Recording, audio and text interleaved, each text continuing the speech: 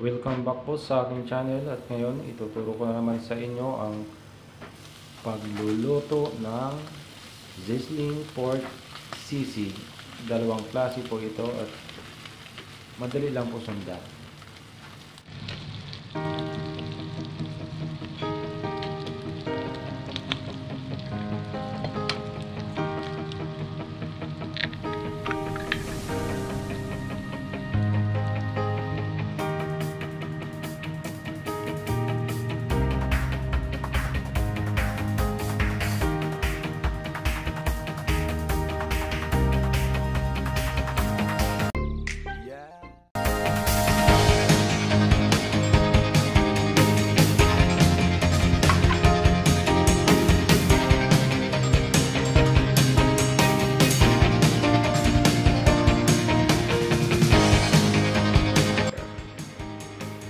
Ayan yung ating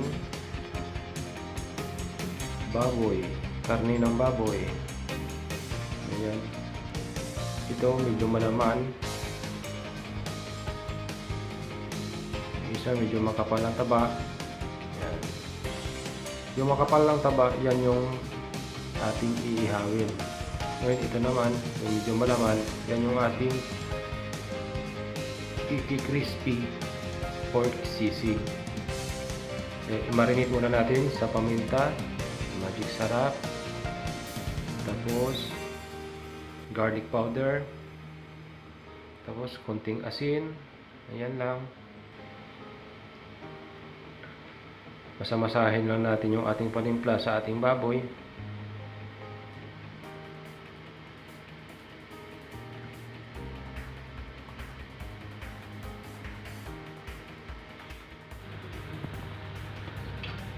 Tapos ito naman yung ating isang klaseng sisig. Pakukuluan muna natin siya. Timpla natin siya ng ayan, pamintang laurel, magic sarap, garlic powder din,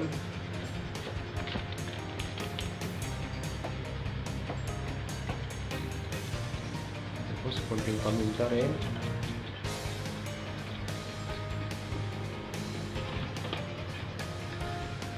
Tapos ang isasabaw natin dito, pineapple juice.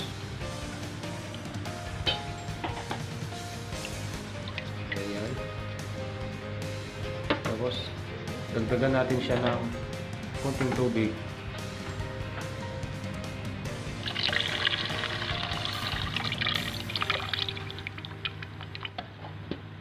Kung wala tayong garlic powder, pwede tayong gumamit ng fresh na bawang. Mas masarap din siya.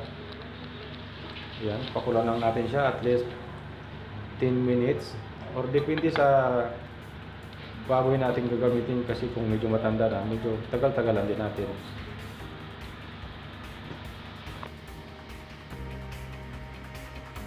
Yan, ayan natin siyang kumulo. Ito, magre-ready na tayo ng ating pangprito. Ayan, bago natin ipiprito yung ating baboy, lagyan muna natin siya ng patis or fish salt sa kanyang balat para lumutong.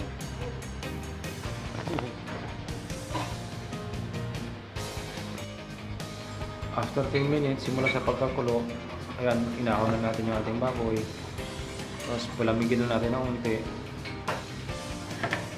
Hihiwain na natin siya, tapos iihawin din.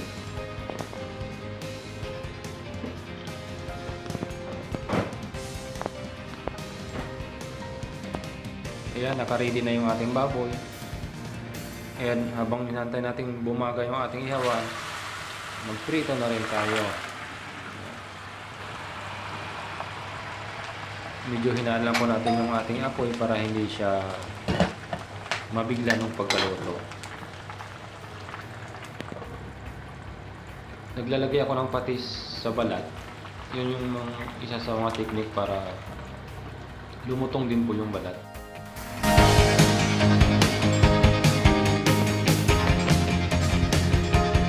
Nagbabaga na yung ating ihawan, kaya pwede na natin ilagay yung ating baboy.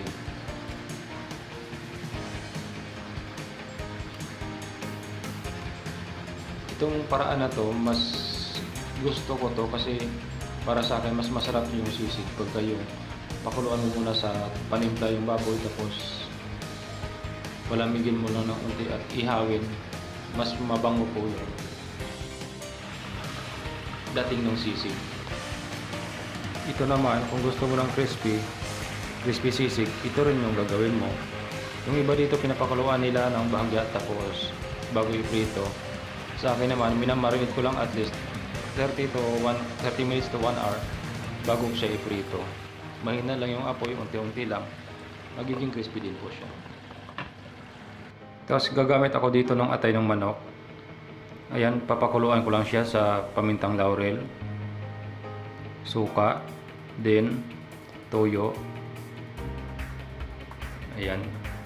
Ayan yung ating kawali. Ayan, lalagay ko lang siya.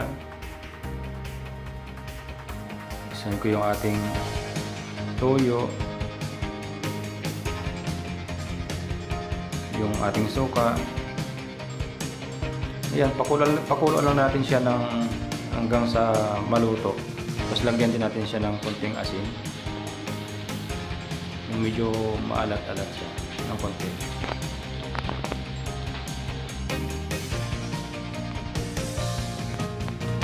Make sure natin na at least kumulo na ng 3 minuto simula sa pagkalagay ng ating suka bago natin siya haluin para hindi hilaw yung lasa ng suka.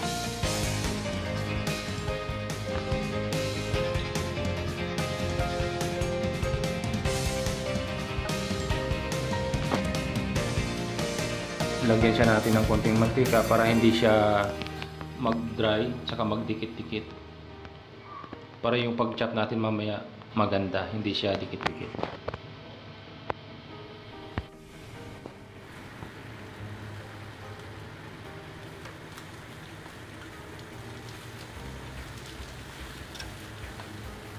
Ayan, nangangamoy siya. Mabango talaga yung baboy pagka iniihaw. Yan yung nagdadala minsan ng aroma sa sisig.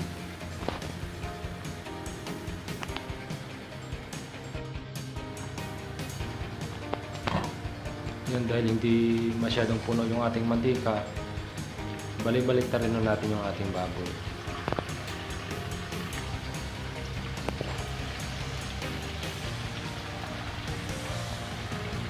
Kasi pag biniglaan po natin ng apoy, masusunog po siya.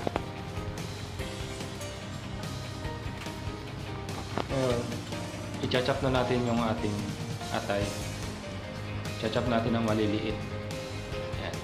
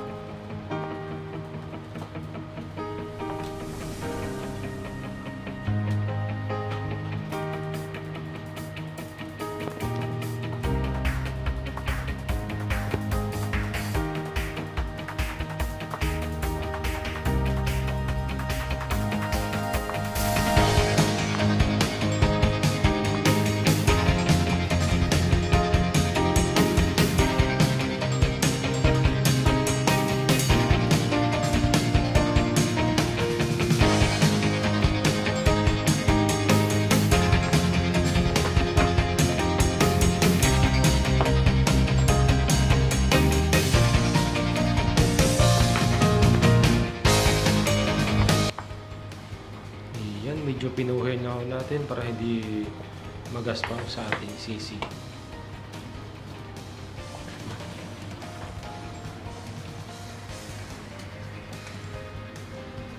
Ayan, patingnan nyo. Ayan, okay na rin yung ating inihaw. Medyo palutungin din natin yung kanyang balat.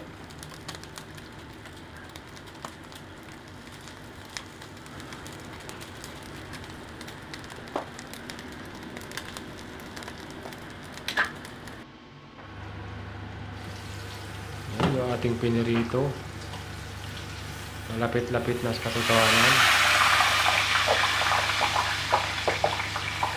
medyo iawin muna natin ng sandali.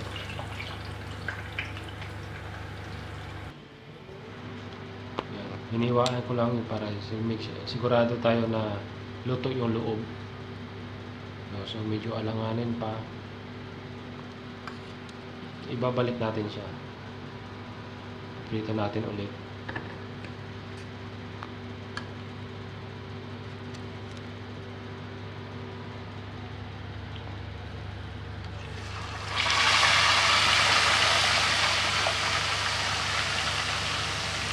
Mahina lang yung apoy para hindi siya mabigla.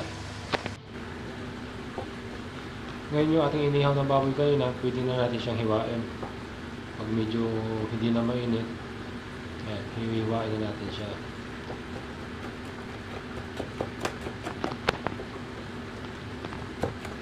Yung pagsisisig ko, hindi po biro-biro, masyado matrabaho po ito. Kumbaga matagal mo pinaghirapan, saglit mo lang isubo. Tama ba yun?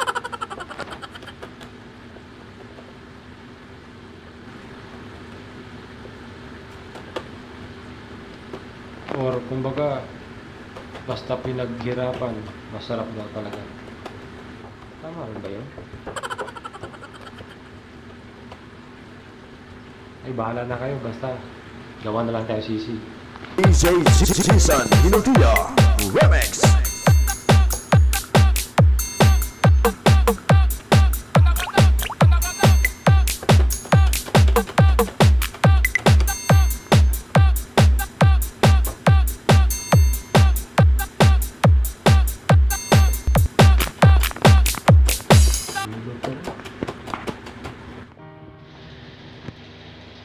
And after natin ma-chop, ito na yung kalalabasan niya. Yung pang crispy, same procedure lang din. Ayan. After natin ma-fry, lalagyan na natin ng unti, tapos i-chop din siya. Ayan o, malutong.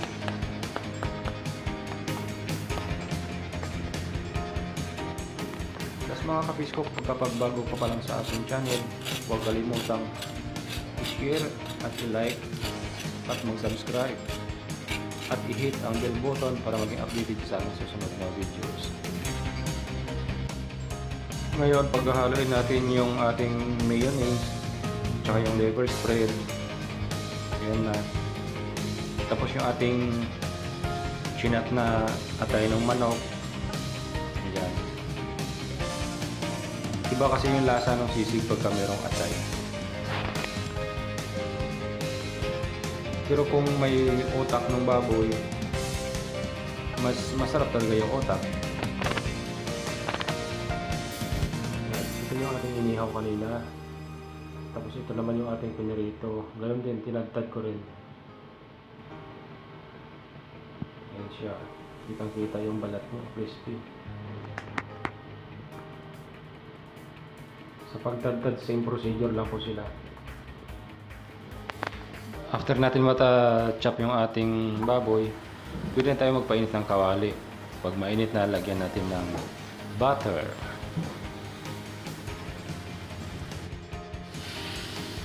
Ayan. Ilagay na natin yung ating pork. Yan yung inihaw na yung inihaw na baboy kanina. Yan, lagyan natin ng paminta. Lagyan natin ng nor seasoning. At the same time, magpapainit na rin tayo ng ating sizzling plate.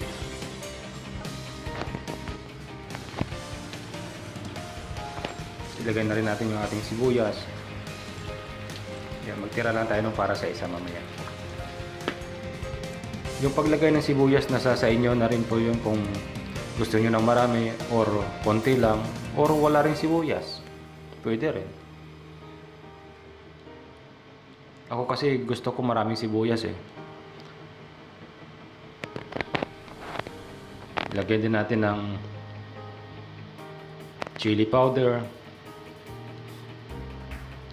Or kung gusto nyo, chop na sili, pwede rin. Ayan, hinalo na natin yung ating mayonnaise mix. Yan, ready to serve na. Yung ating sizzling plate hindi ito masyadong mainit. Ayan. Lagyan natin siya ng margarine, mantikilya. Pero kung gusto nyo ng yung talagang umuusok-usok pag serve, dapat yung ating sizzling plate ay mainit na mainit. As in, matagal siya dun sa apoy. Mamaya yung isa, mainit na mainit. Tingnan nyo yung pinagkaiba.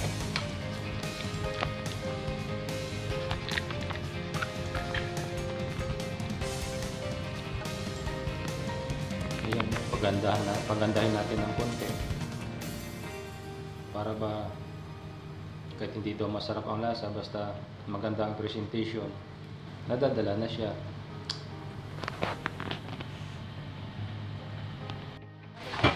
So, ito naman yung sa ating isang klaseng pagluto.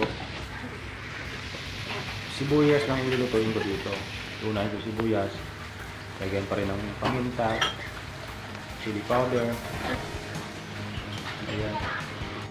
Magduduhakpok na yung ating sibuyas, pili natin ilagay yung ating pork. Lagyan na rin natin yung ating mayonnaise mix. Tapos lagyan na rin natin ng Knorr seasoning. Same lang yung timpla. May pinagkaiba lang sa procedure ng konti. Yan, ready to serve na. Ito yung sinasabi ko kanina na ito masyadong mainit yung ating sizzling plate. Yan yung pinagkaiba. Ito yung maganda i-serve pag nasa restaurant ka, yung pag-bit ng waiter sa lamesa, yung umuusok-usok.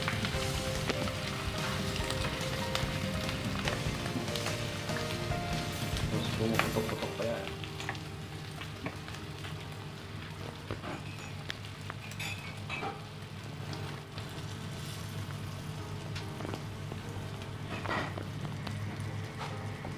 Ilagay na rin natin yung ating itlog.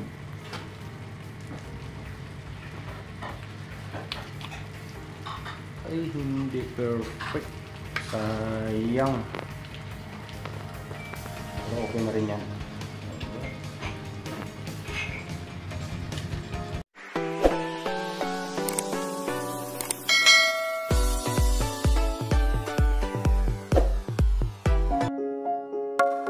Hindi tanan na gwapo, nag-aartista. Ang iban, DJ na. I'm going on DJ to Jessa time I feel Hinapia there's no one to Remix. save me. This is so MJ enough.